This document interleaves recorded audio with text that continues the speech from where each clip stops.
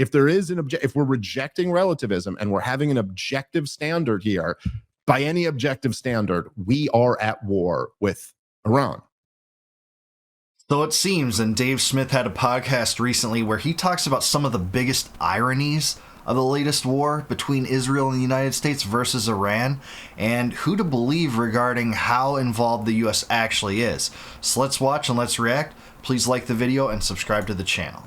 I think most people who talk about this stuff know it, but it is really wild, a very wild detail. Now, if you remember when I was debating that lawyer lady, Natasha, I can't remember her last name or how to say it right, but this is the one where Piers Morgan just lost his shit on her, and that became kind of the story of the debate, that Piers was just screaming at her that she's just lying. That was funny. That was good. But at one point in the debate, I said to her, and I think some people were like, we're trying to argue, some of the like Zio Twitter accounts were trying to argue that I was just asking an irrelevant question, and what did this have to do with the debate? But at one point, I mean, this lady had just lied through her teeth so many times that I just made the point to Pierce that I was like, look, she's a liar. She won't tell the truth if it makes Israel look bad. And then I asked her, I said, does Israel have nuclear weapons?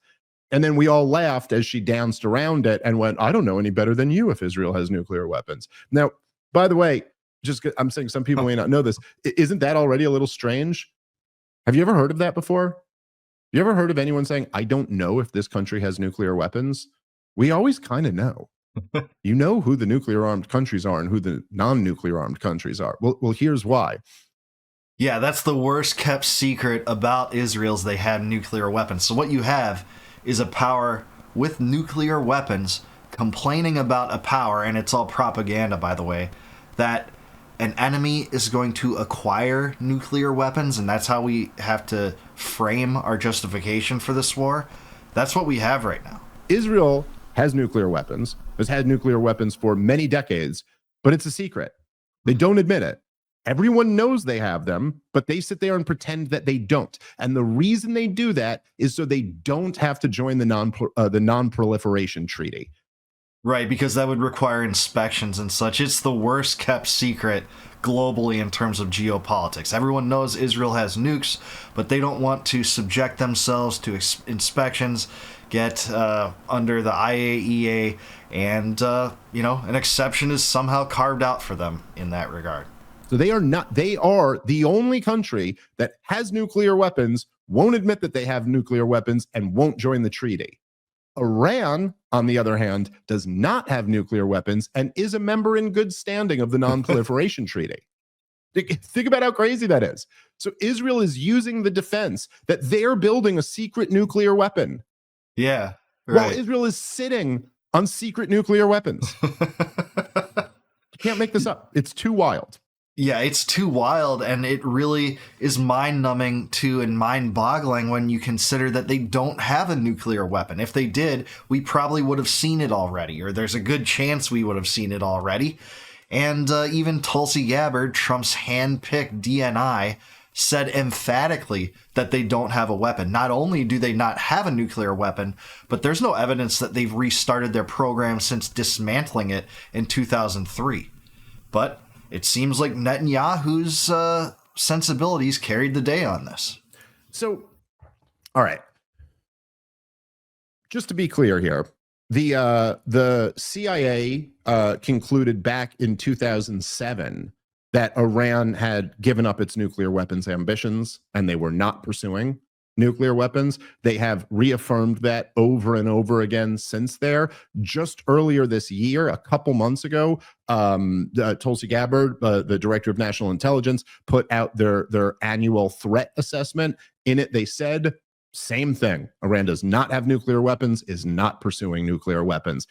All of the intelligence has been that this is exactly what we've been saying. It's a latent deterrent. And mind you, this is not non-interventionist dissident libertarians saying this. This isn't Dave Smith and Max Blumenthal and Aaron Mattei in this case. It's the CIA. It's the entity that most wants to embroil the U.S. in foreign wars. It's the ones that came up with the whole weapons of mass destruction farce. It's the ones that came up with the Gulf of Tonkin madness and the false flags there. It's the ones that have said, hey, The propaganda campaign is we're spreading democracy through Ukraine, and Putin wants to reconstitute the USSR. All this propaganda emanates from the intelligence community and the CIA, but in this case, they're actually saying Iran doesn't have a nuclear weapon. This is the CIA saying it. This is Tulsi Gabbard at the head of the National Intelligence Services saying it. So it's worth repeating that. They're just enriching uranium. They are enriching uranium beyond their civilian needs. I forget the exact numbers. I think for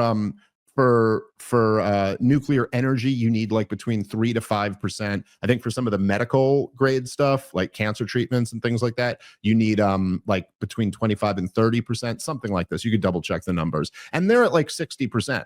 So there's no question they're above just what they need, but they're doing it for exactly the reasons I just said. They want to be close enough that they could get like if they get attacked like this, they want to be able to develop a nuclear weapon in a hurry. But they don't have they don't have one single nuclear weapon. So Benjamin Netanyahu was interviewed last night by Bret Baier, and even Benjamin Netanyahu, Bret Baier asks him, Bret Baier he's good for at least pretending to be a journalist. So he'll ask like a couple tough questions, but there'll be no tough follow-up questions, and he'll let you get away with whatever you say afterward. But he asked Netanyahu straight up. He said, well, look, all of our intelligence is saying that they don't have nuclear weapons and that they're not trying to get them. So like, did Israel get some new intelligence? Is something new that way?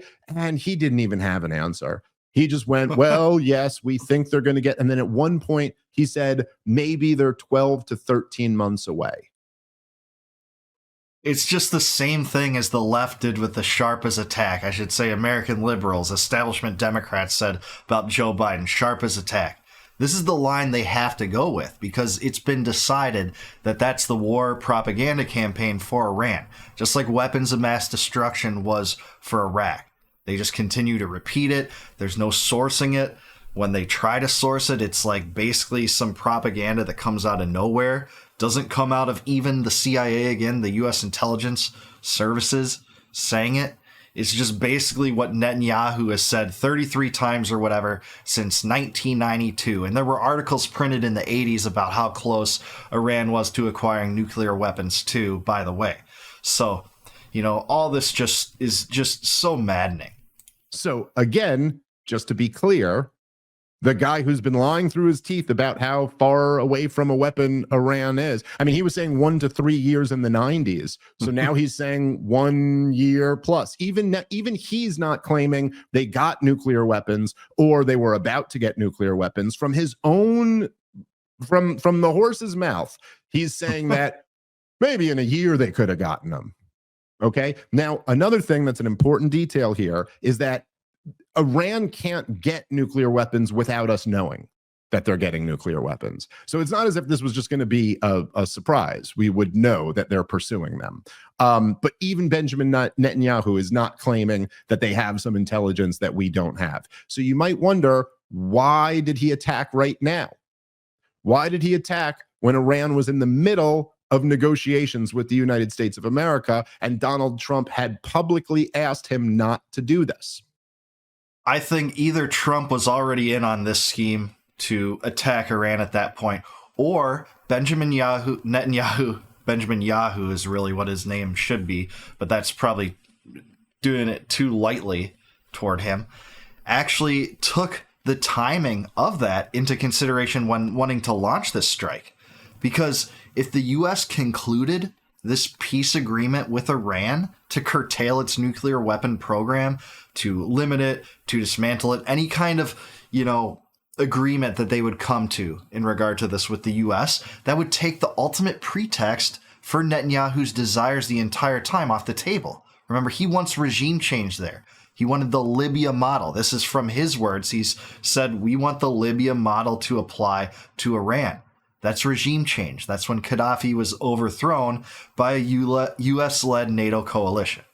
Now, that's where we get into a little bit more of an interesting kind of detail in all of this. So essentially, Donald Trump, Netanyahu said also in this interview that that Donald Trump was well aware of the attack, well aware that Israel was going to attack, and that he had approved it. Donald, okay, after Israel attacked Iran, after the attack, then there was reporting that essentially not only did Donald Trump know this, but Donald Trump was in on it, and that the negotiating was all a fake, basically, so that Iran wouldn't see this attack coming, so that they were like coordinating and working together. So this is what Netanyahu and other reports are saying. On the other hand, Tucker Carlson was on with Steve Bannon yesterday, and he said that he knows for a fact this is absolutely not true, and that they're lying, and that Witkoff and Donald Trump were negotiating in good faith, and that they really wanted to avoid this war and come to some type of nuclear agreement, some type of new Obama-Iran deal. But I suppose this one would be a little bit tougher, or something that Donald Trump could find a way to justify tearing up the last agreement only to go back to the negotiating table to try to get a new agreement. So, but that's what Tucker's claiming. Now, I don't know what's true and what's not in that.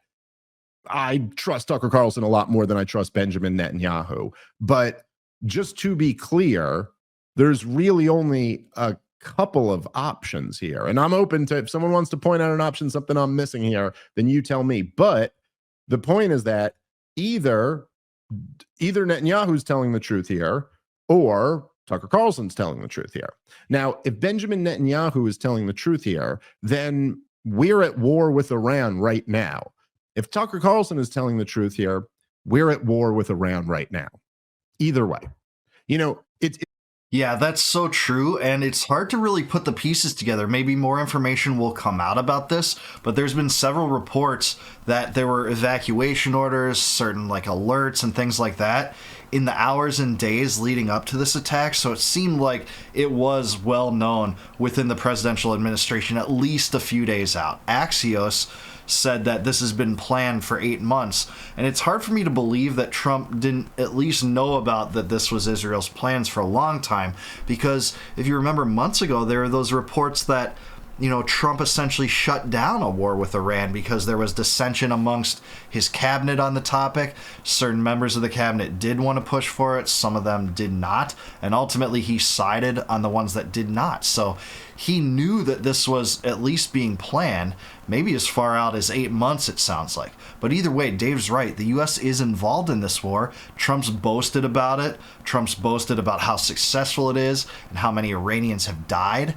And now this is like his bargaining chip. It's just some sick and twisted form of John Bolton neocon foreign policy saying, hey, Iran can still come to the table and agree to, dismantle its program, where how would you trust a power that's doing this to you, especially in this sneaky, underhanded way? If that's how it happened, that really just undermines the original American intention, or what's presumed to have been so, of negotiating in good faith. To the extent that that was even done in the first place is now an open question. It's funny because you may, I'm sure, as you see, some of the Israel supporters just gloating and celebrating, and we could get into that a bit more because there's so much hypocrisy that's going on from all of them. But they will, it's so funny because they're in this position of defending the indefensible. They're defending Israel, who just launched just a cowardly sneak attack, an act of aggression, a preemptive war. So a war of choice, a war of aggression in a sneak attack. They just Pearl Harbored Iran. Okay, but somehow we're supposed to view this as them. So what their justification will be, and this is what they'll, almost to a man, what they'll all say, is that, well, no, this was a defensive action because Iran started the war on October 7th when their proxy, Hamas, launched a terrorist attack against Israel. But if you'll notice, like this is always the case when the war hawks talk about Iran, they'll assert these things, but they never have to actually back it up with any facts. Like you may have noticed, you may have heard when the hawks are talking about Iran, they'll quite often say that Iran is the number one state sponsor of terrorism. But you might notice what they never do is back that up with anything factual. Like, and by the way, I am not arguing that Iran does not sell weapons and even cooperate with terrorist organizations. I'm not arguing that. But they say Iran is the number one state sponsor of terrorism. And it's like, okay, so where's the measurement for that? Have you ever seen anyone sit down and say, look, this is how much Saudi Arabia gives to terrorist organizations, and this is how much Iran gives to terrorist organizations? Have you ever seen anyone measure how much the US gives to terrorist organizations, how much Israel gives to terrorist organizations? And by the way, this is before I'm even playing the game of how do you define terrorism? Right, it's hard to argue against the U.S. government is the biggest terrorist that exists in the entire world. At least our empire building schemes has. And I don't even say "are" lightly. I shouldn't even use that word because I'm not complicit. It's criminals in the U.S. federal government going through these military excursions overseas without license constitutionally, without any kind of semblance of America first, as is preached so much by Trump's administration, plunging us into debt over these crazy regime change operations in Syria and Afghanistan and Iraq and Libya. Countless examples, even during our own lifetimes. If you're watching this, I bet, you know, most of you, if you're about my age or younger, this has been happening your entire lives. And even older than that, you know, there were the Iran coup and the Guatemala coup in the 1950s, and the U.S. participated in the Chilean coup and all sorts of them, and assassinated Diem, like all sorts of this clandestine activity. All we've known is war, and you know, one man's terrorist is another man's freedom fighter, I suppose. But there sure is a lot of terrorism coming out of the U.S. and Israel, it seems to me. So, yeah, Dave is right, too, about the proxy situation.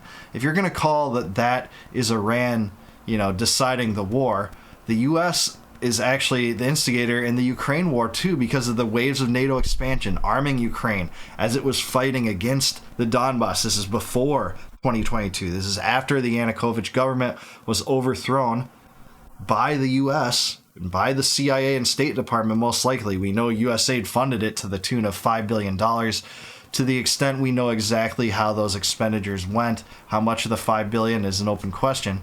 But under that, the US is the aggressor in the war against Russia then, too.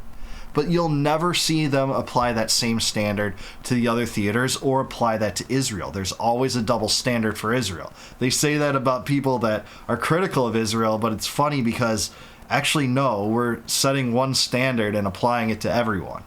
That's what, you know, anti-war dissidents do when talking about Israel. Because there's a pretty strong argument that what Israel's done in Gaza over the last 21 months has been terrorist in nature. There's a strong argument that what America did in shock and awe to Iraq was terrorist in nature. But leaving all of that aside, I'm talking like organizations that we'd all agree are terrorists, like Al Qaeda or ISIS. How much support have they gotten from the U.S.? Well, we know in Syria they got $15 billion from U.S. aid. We know that.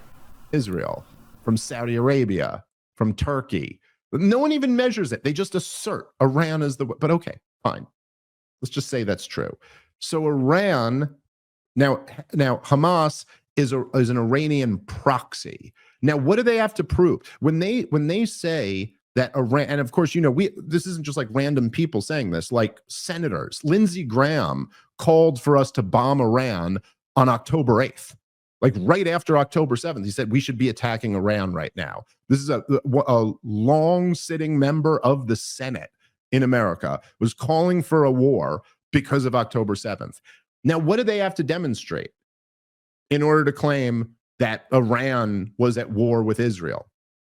Do they have to demonstrate that Iran was in on the planning of October 7th? Because I've seen, I've argued with people, again, not just random people on Twitter, but people like in the media with big followings. And they're like I just mentioned, senators and congressmen and all types of people have made this argument. Our intelligence, the best U.S. intelligence, said that Iran was caught off guard, was shocked by October 7th. But they had no knowledge of it. But then the response to that will be like, well, what did they think those weapons were going to do? Huh? They still gave weapons to Hamas, which again, I'm sure at some point Iran has sold some weapons to Hamas. I don't really know how much. There's been a full blockade around that country since 2007. So I don't know how much, but look, we get weapons into federal prisons in the United States of America, and some weapons get into Gaza as well. Maybe Iran has given them something substantial. Again, no one ever really seems to try to back up these claims. They certainly were selling weapons to Hezbollah. They certainly have sold some weapons to the Houthis, and sure, maybe they gave some weapons to Hamas also. But notice here, the criteria is that they didn't have to have any knowledge of October 7th. They didn't have to be a part of the planning of October 7th. They didn't have to be a part of the execution of October 7th. They gave weapons to Hamas, and then Hamas did October 7th, and that's enough. That's enough to say Iran is at war with Israel. Okay. Well, if that's true, then what is Israel attacking Iran other than the U.S. being at war with Iran? And again, the case is much stronger for the U.S. being at war, because it's not, look, according to Netanyahu, if what he's saying is true, then we expressly greenlit this operation. So not only was it done with our weapons, a country that we prop up with our weapons attacked them, but that if what Netanyahu is saying is true, that we were using the negotiations to help them sneak attack them. Now, look, I don't exactly know whether Netanyahu's telling the truth, these reports are true, or whether Tucker Carlson's right. I don't think Tucker Carlson's lying. It is possible that people are lying to him. And it is possible that Netanyahu's lying, though, for sure. Look, it's hard to trust who exactly is right on this and how exactly complicit Trump was in this, how much foreknowledge he had about it, how much time was in the past where he was totally on board with this. Maybe more information about that will come to view, but we know that the U.S. is involved in this war, as Dave said. It's bankrolling it to a much greater extent than the weapons that Iran gave to Hezbollah or Hamas, that's for sure. I think the U.S. sent Israel $20 billion last year, and it's usually been $4 billion up until October 7th, then it was more. Now I think we're on track to do 20 again, but I'm not 100% sure on that. Check me on that in the comments if you know better. But yeah, I think Dave's point is accurate here. If that's your criteria, that Iran started this war in the first place just because they gave weapons to Hamas or Hezbollah, well, then the U.S. started this war because it's been giving weapons to Israel since at least the 1950s. He's believing the lies. But either way, if what Netanyahu is saying is true, then not only are we a part of this, but we were like an active part in the most shameful way, pretending to want negotiations, just setting them up for another war. It doesn't really help, at least as far as I'm seeing this, it doesn't help Tucker Carlson's claim that we were evacuating people in the region 24 to 48 hours before the attack came. So if nothing else, there seems to be like prior knowledge before the fact, which is what Netanyahu is claiming. Yeah, that's the thing that does it for me and convinces me that at least for a few days, Trump and the administration knew this was happening. Now, how far was it beyond that? We might never know, and it's going to be debated and questioned. There's multiple accounts of this.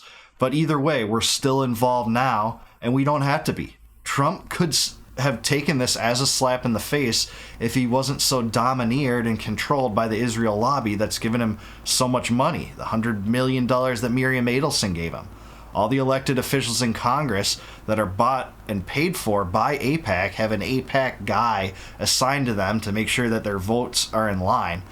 All this kind of illusory divide between right-wingers and left-wingers, Democrats and Republicans, is just that for the most part when it comes to Israel. If you want to see true bipartisanism, look at the votes for Israeli aid. They're basically almost unanimous. Very few dissenters.